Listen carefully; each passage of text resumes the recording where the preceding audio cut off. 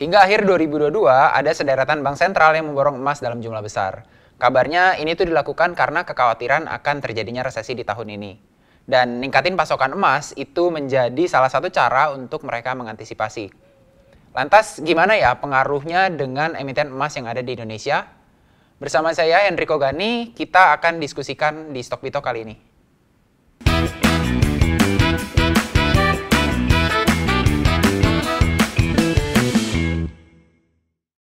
Halo semuanya, saya Enrico Gani dan hari ini kita udah kedatangan dua tamu spesial nih ya. Yang pertama ada Pak Vincent atau yang ID-nya dikenal dengan Stronghold, seorang makro trends fundamental dan juga seorang wirausahawan. Dan yang kedua juga ada Pak Yakobus nih ya, yang ID streamnya Jakobus Nadi, seorang karyawan BUMN yang kebetulan lagi watchlist nih saham Arci gitu ya, salah satu emiten pertambangan di Indonesia gitu.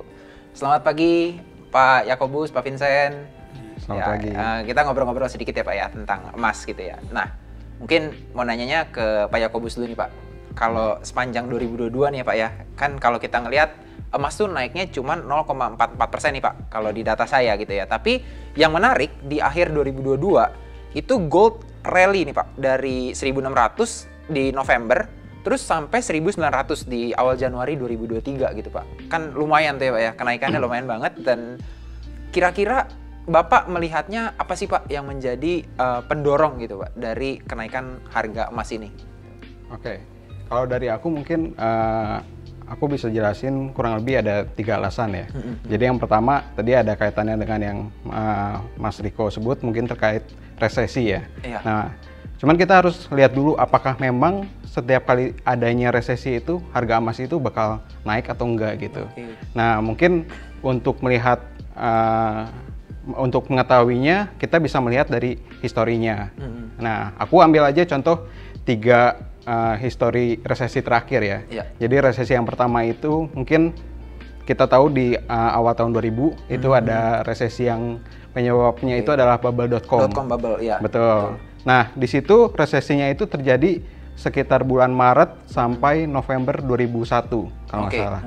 Dan kita bisa lihat harga emasnya setelah itu rally gitu. Jadi ada terjadi rally ketika resesi itu terjadi dan setelahnya.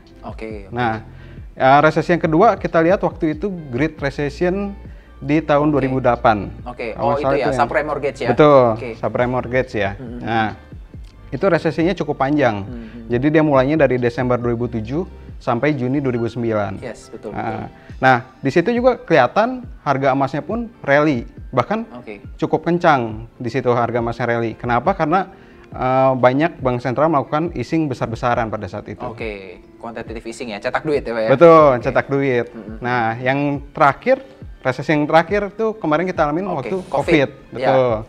Nah, resesinya mungkin cukup pendek ya. Jadi dari Februari sampai April 2020. Nah, di situ pun kita lihat kan harga emasnya rally-nya cukup kencang juga gitu di 2020. Nah, penyebabnya mungkin salah satunya adalah easing besar-besaran juga. Nah, itu alasan yang pertama. Alasan yang kedua, kalau misalnya aku biasa mengkaitkan emas itu dengan government bond. Obligasi negara ya Pak ya? Obligasi negara. Nah, misalnya kita lihat aja acuannya bondnya Amerika ya. Mungkin kita ambil patokan yang 10 tahun. Nah, kita lihat selama 10 tahun ke belakang, dari 2013 sampai tahun ini, biasanya bond itu dia bisa head to head dengan inflasi.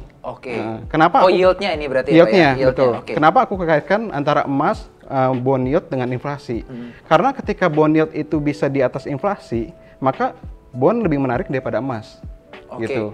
Karena kan kalau kita bicara bond, kita ada uang tunggunya, ada cash flow-nya. Iya, betul. Itu yang kita tidak dapatkan kalau kita holdnya emas. Gitu. Iya, non-yielding soalnya. Non-yielding. Betul. Nah, misalkan inflasinya itu ada di angka 1% gitu, sedangkan bond yield-nya 3%. Berarti kan kita surplus 2% nih. Iya, lebih tinggi. Betul. Nah, itulah yang terjadi mungkin di kisaran 2013 sampai 2019 itu yang terjadi gitu. Nah, sebaliknya, kalau misalnya kita bond yield-nya itu di bawah inflasi, maka bond sudah tidak menarik lagi. Nah, di sini emas lah yang akan lebih menarik gitu. Karena emas yang lebih dipercaya untuk hedging terhadap inflasi. Nah, inilah yang kita lihat kalau di 2019 sampai sekarang kan inflasinya gapnya cukup besar ya. Inflasi berada di atas bond yield gitu. Nah itulah makanya kita bisa lihat juga harga emasnya kemana. Oh oke, jadi itu yang mendorong harga emas naik ya. Yang pertama tadi karena resesi, takut resesi. Yang kedua karena government bonds-nya boleh dibilang kurang menarik ya dibandingkan dengan inflasi. Betul. Makanya orang larinya ke gold gitu ya. Betul. Nah, alasan yang ketiga, aku kaitkan juga dengan cost untuk memproduksi emasnya. Biasa kalau mungkin orang kenalnya cash cost ya. Kalau aku biasanya lebih senang pakainya AISC. All in sustaining cost gitu. Dimana itu cost-nya lebih keseluruhan lah. Jadi dia ada cost untuk tambang, ada cost untuk memprosesnya, ada eksplorasi, ada untuk izin tambang, tax, administratif dan juga royalti lah. Berarti itu udah keseluruhan cost-nya. Nah, aku biasa lihat 90 persentil ISC. Maksudnya gimana nih 90 persentil ISC itu? Kalau misalnya 90 persentil ISC itu ada di angka 1.700, berarti bisa dibilang 90% perusahaan tambang emas itu ISC-nya di bawah 1.700. Nah, 10% sisanya itu di atas 1.700. Jadi kalau misalnya kita lihat, misalkan 90 persentil ISC-nya ini sama dengan harga emas, kita bisa bilang 10% perusahaan tambang udah nggak beroperasi itu. Iya. Karena kan ujung-ujungnya perusahaan tambang emas itu menambang bukan buat cari logamnya, buat cari profitnya dong. Iya, betul, gitu. betul. Nah, jadi bisa dibilang kalau misalnya banyak sampai 10% itu nggak beroperasi, berarti kan mengganggu suplai emas. Makanya harga emasnya pun akan terdorong untuk naik lagi. Jadi kasarnya yang di atas dari 90 persentil itu ya Pak ya, dari 1.700 misalnya ISC-nya, ini tuh yang lagi rugi nih dan kemungkinan mungkin menutup operasinya gitu kan ya. Karena harga emasnya lebih rendah daripada ISC-nya. Betul. Daripada ISC yang tadi kan ya, yang 1.700 itu. Oke. Itu menarik nih ya. Oke, jadi ada 3 ya tadi ya teman-teman, saya bantu rekapin. Yang pertama karena potensi resesi, kedua karena bond yield-nya lebih rendah dari inflasi, dan yang ketiga itu di mana nih AISC-nya gitu, all in sustaining cost-nya. Apakah harga emasnya di bawah dari rata-rata ISC atau adanya di atas gitu ya. Nah, mungkin pertanyaan kedua saya nih buat Pak Vincent nih Pak gitu ya. Kalau kita ngelihat dari tren DXY nih Pak, US dollar gitu ya, US dollar index gitu. Ini kan melandai terus nih ya Pak ya, dari kemarin tuh Pak. Walaupun Bank Sentral masih terus naikin suku bunga, tapi ternyata DXY udah mulai melandai. Nah, apakah hal ini juga menopang rally harga emas nih Pak? Oh ya, udah pasti. Karena kan DXY sama emas tuh inversely correlated. Jadi di mana emas naik ya DXY turun ya sebaliknya pun terjadi. Jadi hal yang wajar seperti waktu Great Inflation pun juga sama gitu. Di mana DXY melanda, harga emas rally gila-gilaan. Jadi memang udah semacam gini loh. Jadi orang mempunyai kayak negara tuh mempunyai pikiran bahwa DXY dan emas tuh mempunyai mereka anggap sebagai reserve ya. Jadi di saat mana mereka merasa mereka butuh gold lebih baik daripada DXY, mereka reserve gold kayak saat-saat sekarang ini. Dan sebaliknya pun terjadi gitu. Kalau di saat mereka merasa mereka lebih percaya DXY untuk sebagai reserve mereka, dan demand untuk DXY lebih tinggi. Gitu. So ke depannya kalau seandainya DXY lanjut turun, emas bisa lanjut rally dong Pak ya? Ya, mostly sih begitu. Dan kalau kita lihat dari sisi makronya sih memang ada perubahan ya, shifting. Maksudnya gini loh, ya seperti Bapak bilang bahwa bondnya tuh nggak menyamai dengan inflasi gitu. Dan itu salah satu faktor yang menurut saya ya lama-lama orang lebih daripada beli bond ya mending beli gold gitu. Dan satu sisi ya ekonomi US turun, ya otomatis DXY juga pasti ikut turun, seperti waktu tahun 2008. Oke. Wah itu insight yang cukup menarik nih. Jadi teman-teman bisa kira-kira DXY mau kemana nih? Buat ngelihat emasnya mau kemana gitu ya. Oke, terus buat Pak Yakobus lagi nih Pak ya, mungkin pertanyaan saya selanjutnya ini, Bank Sentral kan melakukan pembelian masif nih Pak ya, dari Oktober gitu, mencapai data saya tuh 31,7 ton. Dengan cadangan emas Bank Sentral secara total itu mencapai 36.782 ton nih Pak sekarang, selama 48 tahun terakhir gitu. Nah, apakah ini juga akibat pembelian yang masif itu nih Pak? Kalau tadi kan faktor-faktornya nih kita udah bilang nih kan, sekarang ada nih pelakunya nih, mungkin mereka ngelihat hal-hal yang sama nih, wah dolarnya kurang menarik, bond yield kurang menarik, dan lain-lain gitu kan. Dan ini pembelian Bank Sentral nih, sekarang gede nih. Apakah itu juga jadi salah satu nih Pak, yang menopang rally-nya nih, gila-gilaan nih kemarin ini gitu Pak? Oke, nah kalau misalnya kita mau melihat korelasinya, berarti kan kita harus kaitkan dengan demand emasnya juga ya. Yes. Jadi kalau misalnya kita lihat, ternyata dari tahun 2010 sampai sekarang, global bank sentral itu melakukan net buying emas terus gitu. Jadi nggak pernah putus tuh. Dan memang puncaknya itu di tahun 2022, yaitu total sebanyak net buyingnya itu sekitar 1.136 ton. Nah, biasanya kalau kita rata-rata porsinya pembelian bank sentral terhadap demand emas, itu selama dari 2010 sampai sekarang itu cuman di angka kisaran 12% bobotnya itu. Tapi pembelian yang masif di tahun 2022 itu menyebabkan bobotnya itu sampai 24%. Oh, dua kali lipat. Dua kali lipatnya ya? Gitu. Makanya ini bisa dikaitkan ya karena pembelian masif oleh bank sentral, harga emasnya pun naik gitu. Cuman memang ini yang cukup mengejutkan juga bagi saya karena kan sebelumnya net buying emas itu dilakukan ketika harga emasnya itu bisa dibilang sideways ya. Jadi kalau kita lihat tren pergerakan harga emas itu dia dari 2010 cukup naik sampai ke 2012, udah gitu dia melandai terus, terus baru dia sideways sampai di kisaran 1.500-an lah.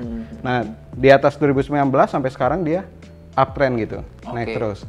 Nah ini yang mengejutkan bagi saya karena di tahun 2022 ini ketika harga emasnya naik ternyata beli lagi. Sebegitu masifnya malah pembelian bank sentral gitu. Jadi kan ini ada apa gitu nextnya sehingga nggak biasa gitu ya. Nggak biasa gitu sehingga bank sentral banyak berbondong-bondong melakukan pembelian. Dan kita lihat juga top buyer-nya tahun 2022 ini berasal dari emerging country. Seperti Turki, udah gitu Cina juga ya. Betul, Irak, Mesir dan juga Arab ya sama India. Nah, kalau misalnya melihat apa alasannya, maka kita mungkin harus melihat dulu fungsi bank sentral itu apa. Fungsi bank sentral itu kan untuk menjaga kestabilan nilai mata uang di negaranya, gitu. Jadi kalau menurut saya ini mungkin ada kaitannya mereka bersiap-siap dengan ketidakpastian ekonomi di depannya. Apakah mungkin ada resesi atau mungkin ada kondisi geopolitik perang sampai sekarang gitu. Udah gitu ya inflasi yang tinggi juga kan emas sebagai hedging yang baik. Jadi mungkin di mana kalau misalnya di masa depan ekonominya benar-benar melemah, ketika nilai mata uang di negara tersebut turun, dia bisa melakukan buyback mata uangnya. Jadi dia jual emasnya, dia beli mata uangnya. Karena emas cenderung stabil gitu ya Pak ya? Betul. Kalau secara nilai ya? Betul. Mungkin pada saat itu terjadi harga emas cenderung stabil atau mungkin tinggi gitu. Jadi mereka bisa masif melakukan buyback mata uangnya. Oke, itu menarik nih ya. Penjelasannya cukup padat nih dari Pak Yakobus nih. Oke, mungkin pertanyaan selanjutnya Pak buat Pak Vincent gitu ya. Kalau ngomongin komoditas, tadi kita kan biasanya nyebutnya demand and supply gitu ya. Tadi kan Pak Yakobus ada sempat ngomongin tentang demand dari bank sentral gitu kan ya. Kalau dari emas sendiri nih Pak, biasanya tuh apa lagi sih Pak yang mempengaruhi demand selain dari pembelian bank sentral? Terus biasanya kalau kita ngeliat supply kayak gimana gitu Pak? Apakah sama kayak komoditas pada umumnya atau beda gitu Pak? Ya untuk komoditas sih saya lihat supply cenderung stabil ya dari tahun ke tahun dari 2010 sampai 2022 sampai sekarang ya produksi sama gitu. Ya. Dari sisi demand memang seperti Pak Yakobus bilang gitu bahwa central bank tuh belum pernah dia beli tuh buy sebanyak ini gitu. Dan ya kita harus ngerti bahwa kenapa mereka bisa sampai begitu ya. Seperti Pak Yakobus bilang, mereka mempersiapkan diri mereka untuk resesi sebagai reserve gitu. Jadi kalau saya lihat memang gini loh, kalau kita lihat untuk jewelry ya mungkin agak stagnan lah ya, ada perubahan tapi itu pun recovery demand dari 2019 gitu. Tetapi kalau kita lihat lagi memang yang menarik selalu central bank gitu. Kenapa mereka beli segitu gitu? Kita harus mempertanyakan why gitu. Berarti kan mereka pun yang mempunyai informasi yang lebih dari kita. Maksudnya gini loh, mereka kan pasti mempunyai informasi soal geopolitik, soal keadaan ekonomi dunia gitu, dan mereka mempercayai dengan informasi yang mereka kolek bahwa ke depan ini bakal sedikit ada goncangan gitu, dalam arti mungkin bisa global recession atau dalam arti ada perperangan yang makin meluas gitu. Jadi semakin itu terjadi demand-nya pun pasti meningkat gitu, karena kan orang nggak bakal fokus currency gitu, karena kan bisa berubah. Contoh kita stok currency Ukraine, mereka lagi perang, ya otomatis jatuh, currency hancur. Jadi mereka lebih baik stok mana? Ya gold. Ya jadi mereka central bank melakukan sesuatu spesial bagi case gold gitu. Mereka akan memakainya sebagai alat hedging sekarang. So ya udah shifting gitu ya Pak ya, dari yang dolar terus sekarang lebih fokus ke jadi reserve gold currency gitu ya? berkurang gitu. Mereka lebih prefer reserve gold sekarang. Mungkin ke pertanyaan selanjutnya Pak, buat Pak Yakobus lagi nih Pak. Kalau dibandingkan dengan aset kelas lain nih Pak, pernah nggak sih Pak Bapak ngelihat nih kira-kira performanya tuh gimana sih emas dibandingkan dengan kayak misalnya saham, obligasi gitu, atau mungkin reksadana gitu Pak? Mungkin ada ini nggak Pak? Pernah lihat nggak Pak? Oke, mungkin kalau aku coba compare-nya untuk 10 tahun ke belakang ya, Mas Riko. Jadi dari tahun 2013 sampai ke sekarang nih. Nah, kalau aku untuk compare dengan obligasi, biasa aku compare-nya dengan obligasinya Amerika. Jadi government bond-nya. Government bond yield untuk yang 10 tahun. Nah, kalau aku cari datanya itu selama 2013 sampai sekarang, dia itu average-nya ada di angka sekitar 2%-an gitu. Nah, sedangkan CAGR-nya harga emas dari 2013 sampai sekarang itu cuma 1,5%. Oh, so underperform dong ya dibandingin bonds itu ya? Betul, jadi even bond yang return-nya cuma 2%-an secara rata-rata lebih menarik sebenarnya daripada return-nya emas. Nah, yang kedua mungkin kalau compare dengan reksadana, aku lebih sukanya pakai reksadana indeks ya. Mungkin kita compare dengan S&P 500 yang punyanya US. Nah, itu kalau misalnya kita compare lebih wow lagi. Mereka itu CAGR 10 tahunnya dari 2013 sampai sekarang itu ada di angka 10%-an. Oh, jauh ya berarti bedanya? Jauh, berarti lumayan ya. Jadi makanya opportunity cost-nya emas itu gede gitu kalau di compare dengan S&P 500. Nah, kalau aku coba compare lagi dengan pasar kita yaitu IHSG, tetap lebih tinggi IHSG juga. Dia tuh CAGR 10 tahunnya ada di angka 3%-an lah IHSG itu.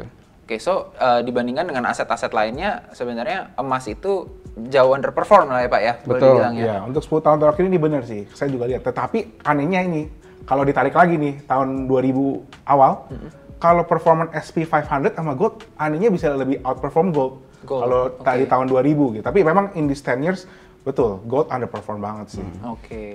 Iya. So ini sebenarnya kalau menjadi ya resiko resesi dan apa boleh dibilang gold itu boleh menjadi dilirik lagi gitu ya. Kalau seandainya resesi, nah, ke depan nggak jelas, toh boleh dibilang aset-aset yang lain udah terbang tinggi, ini goldnya masih di bawah. Kalau seandainya ada resesi dan aset lain harganya turun, gold jadi menarik gitu kan ya. Betul. Oke. Nah, kalau menurut Pak Yakobus lagi nih Pak, lebih menarik mana sih Pak gitu?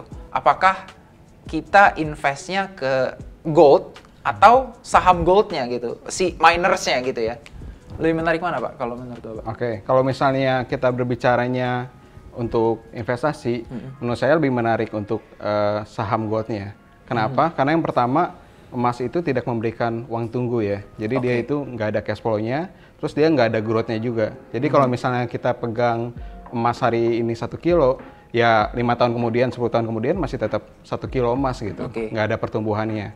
Nah, sedangkan kalau kita berbicara mengenai saham perusahaan tambang emasnya, di situ kita bisa lihat potensi-potensi yang menarik gitu. Jadi contohnya seperti growth produksinya, walaupun kita bicara perusahaan emas itu adalah perusahaan siklikal, tapi kan tetap ada potensi growth di situ. Gitu. Pertumbuhan produksinya pertumbuhan gitu ya? Produksinya, itu yang pertama. Yang kedua, dari segi cost efisiensinya. Jadi kalau misalnya dia bisa cost efisiensi menambangnya itu yang tadi ISC itu semakin kecil, harga emasnya semakin tinggi, maka kan dia profitnya akan semakin lebar gitu. Makanya kenapa menurut saya lebih menarik untuk investasi di saham emasnya. Kalau dari Pak Vincent sendiri? Saya sedikit agak kontradiktif ya, karena kan saya nggak punya circle of competence di saham emas gitu. Saya nggak ngerti dari sistem, dari produk, dari dia bisa raw, jadinya berapa, dan cost-nya berapa. Jadi saya lebih prefer gini, kalau saya merasa bahwa the market is not doing okay gitu ya, maksudnya kayak kita tahu lah ya akhir-akhir ini pada bilang, oh it's gonna be a rally gitu. Orang pada pikir bakal naik lagi gitu. Tapi kalau saya rasa dalam iklim makro yang agak sedikit sinyalnya aneh gitu ya, bisa satu sinyalnya resesi, satu sinyalnya udah recovery gitu. Jadi berantakan, saya lebih prefer pegang gold karena saya lebih punya circle of competence di growth stocks gitu. Maksudnya saya lebih suka stok yang saya bisa, mau dia jatuh ke harga Rp1 juga saya collect gitu. Jadi saya nggak, tapi kalau ceritanya saya kurang mengerti, saya mending pegang yang saya yakini ya emas aja gitu. Lebih ke underlying-nya ya? Iya, betul. Karena memang kalau kita investasi di saham itu kan harus ngerti bisnisnya ya Pak betul. Ya? Bukannya karena saham tambang emas, oh berarti kita beli emas, nggak artinya gitu juga ya. Tapi ada beberapa hal lain kayak yang tadi Pak Yakobus sebutin ya? Betul. Ya, oke. Nah, kalau berarti ini pertanyaan selanjutnya nih Pak, karena kan Bapak lebih prefer ke saham emas ya Pak ya, gitu ya. Kira-kira mana nih Pak yang jadi jagoan Bapak Pak? Kan kita nih ada Antam, BRMS, MDKA, SKMI, PSAB, Archie kan ya kan jagoan Bapak nih Pak. Kalau Bapak pilihnya Archie doang atau ada beberapa yang lain lagi nih Pak? Oke, sebenarnya kalau disuruh milih, saya ada satu perusahaan yang saya lebih demen dari Archie sebenarnya, yaitu Marta B, Agincourt Resource. Berarti UNTR punya tambang ya? Betul, punyanya UNTR. Kenapa? Yang pertama, dia itu perusahaan tambang emasnya udah nggak punya debt sama sekali. Jadi benar-benar nol debt-nya dia. Gitu. Jadi resikonya pun kecil. Nah yang kedua, saya suka kondisi geologi tambangnya, di mana dia punya tambang emas itu ore body-nya tuh gemuk gitu. Jadi banyak emasnya, banyak silvernya juga. Makanya kenapa kalau kita lihat stripping rasionya dia sangat kecil gitu. Dan ISC-nya pun ada di kisaran 300 sampai 500. Itu kan benar-benar kecil banget gitu. Betul. Nah, cuman sayangnya kita kan nggak bisa beli Marta B-nya doang gitu. Harus beli United Tractor-nya. United Tractor-nya Berarti ada heavy equipment-nya, ada coal-nya, ada kontraktornya gitu ya Pak ya? Ya, betul. Nah, kalau kita melihat potensinya United Tractor sebenarnya dia cukup menarik juga. Di sampingnya ada emas, dia pun kan ada menggarap nikel juga ya dengan mengakuisisi Stargate Pacific waktu itu. Betul. Nah cuman sayangnya di satu sisi dia punya downside untuk potensi harga coal-nya menurun nih gitu. Jadi di satu sisi harga coal-nya dia bakal mungkin menurun, di satu sisi dia profit dari emas dan ada tambahan untuk nikel naik gitu. Jadi menurut saya ya akhirnya so-so lah, nggak terlalu menarik untuk prospek kedepannya. Oke. Gitu. Jadi ya kalau yang paling favoritnya sih so far ini Archie sih kalau menurut saya. Ya. Oke, ini menarik. Kalau Pak Vincent mungkin ada saya jagoan sendiri nih Pak? Sama sih. Kalau UNTR menarik, cuman ya itu dia. Kalau profit dia ke offset ya, contoh call-nya turun, emasnya naik ya intinya valuasinya sama aja. So-so aja ya. Tapi kalau saya lebih setuju Pak Yakobus dengan Archie ya. Kenapa? Karena saya lihat bahwa memang ada kejadian unik ya. Maksudnya di mana mereka ada problem di pit RRN-nya, di mana semenjak itu terjadi revenue laba mereka turun gitu. Jadi revenue laba mereka turun tuh bukan karena kejadian normal gitu. Ini kan ibarat ngomong disaster. Dan which is ya itu salah satu tambang yang besar juga, dan saya yakin mereka bakal mengusahakan untuk mengembalikan operasionalnya gitu dengan capex, dengan apa, dan saya lihat itu pasti recover gitu. Saya lebih lihat ke sisi sahamnya ya, berarti bukan mau harga emas 1.900 ataupun 1.600. Kalaupun recover pasti labanya juga tetap mencetak lebih baik daripada yang sekarang. Betul. Ya sekarang low base-nya lah ya. Iya, betul. Oke. Nah, mungkin kalau pertanyaan terakhir saya nih Pak, kan harga emas balik lagi nih ya, tapi kan beberapa saham emas tuh ada yang rally tapi baliknya nggak nyampe harga sebelum rally gitu ya. Masih oke nggak sih buat kita kolek emas gitu? Mungkin dari Pak Vincent duluan mungkin?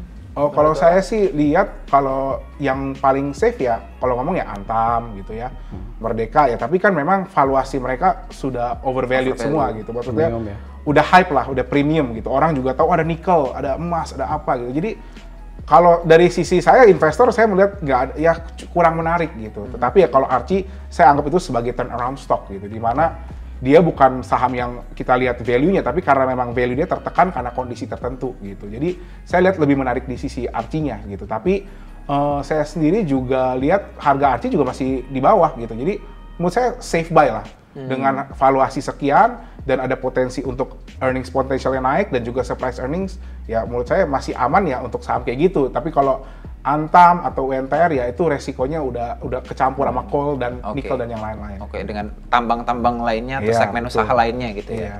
Kalau Pak Yakobus gimana Pak? Menurut Bapak masih oke nggak nih Pak kalau kita beli tambang emas sekarang? Ya, kalau saham tambang emas ya, bukan tambang emasnya. Iya, saham tambang emas ya. Ya kalau menurut aku masih oke sih selama valuasinya mungkin masih masuk ya.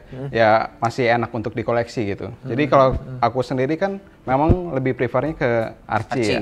Jadi kalau tadi Pak Vincent sebut pandangannya Pak Vincent kan sebagai turnaround company ya. Itu pun aku setuju gitu. Dimana kan kalau kita lihat dari Archie itu dia cukup tertekan di tahun 2021 dan 2022. Ada penyebabnya berbeda sebenarnya.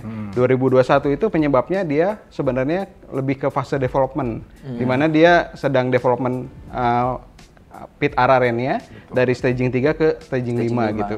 Itulah yang akhirnya bikin produksi dia menurun, cost-nya Stripping ratio-nya naik. naik. Iya, betul. Kok bisa produksinya menurun, cost-nya tinggi? Iya. Karena ketika dia development-nya araren, dia banyak menambang dari pit-pit lain yang kadar emasnya itu lebih rendah gitu. Jadi kalau kadar emasnya lebih rendah, otomatis cost-nya juga lebih tinggi. Nah, di tahun 2022 dia kena apesnya pit araren yang udah jadi staging 5 ini malah banjir. Kena banjir. kena banjir, kena longsor. Jadi nggak bisa ditambang sama sekali kan. Nah, inilah yang akhirnya bikin produksinya dia lebih turun lagi, marginnya pun lebih kecil lagi gitu. Iya. Nah, tapi kalau misalnya kita lihat dengan harga sekarang sebenarnya risikonya udah lebih rendah gitu, lebih terbatas. Makanya untuk saham Archie buat saya adalah saham yang low risk dan high uncertainty gitu. Jadi kalau misalnya nanti turnaround story-nya dia berhasil, itu udah jadi satu value yang baik. Terus kalau misalnya dia ada temuan cadangan emas di Westco yang mungkin dia lagi explore juga sekarang, itu akan mendukung visinya dia untuk mencapai produksi di angka 450.000 setahun luar gitu. biasa ya, besar itu juga diver yang sangat luar biasa menurut saya. Dan yang ketiga ya tentunya dukungan dari harga emas juga tentunya, karena dengan harga emas yang tinggi, ASP-nya pun masih tinggi ya. Margin expand lagi ya. Marginnya expand lagi. Dan uncertainty yang berikutnya mungkin dari segi hilirisasinya lah. Kita tahu kalau Archie ini lagi akan menggarap refinery-nya juga. Jadi dia akan pemurnian sendiri. Udah gitu dia punya produk LM-nya Lotus Archie yang kalau kita lihat inovasinya pun lagi gila-gilaan sekarang gitu. Iya, betul. So, ya kuncinya sebenarnya dari turnaround ini ararennya dulu lah ya. Betul. Ararennya ini yang paling emasnya lah ya. Nanti ada tambahan-tambahan story lainnya. Jadi walaupun labanya belum naik pun kalau udah bilang araren recovery, ya udah. Ya itu udah kemungkinan besar udah bakal recover lah ya earnings-nya. Oke. Thank you Pak, itu aja pertanyaan dari saya. Thank you Pak Vincent, Pak Yakobus sudah mau datang ke sini, udah mau sharing sama teman-teman Stockbitor lainnya. Semoga terus dikasih cuan, dilindungi dan dikasih berkah yang melimpah ke depannya ya. Amin. Oke teman-teman, itu dia Stockbitor kita episode kali ini bersama Pak Yakobus dan juga Pak Vincent. Terima kasih buat teman-teman yang udah nonton dan sampai jumpa di Stockbitor episode selanjutnya. See you.